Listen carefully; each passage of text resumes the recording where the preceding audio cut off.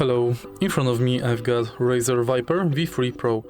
In this video I'll show you how to create macro.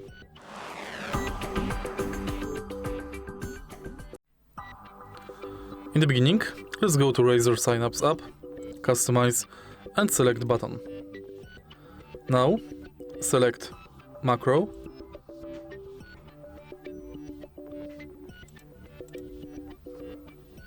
configure macros, and now select record.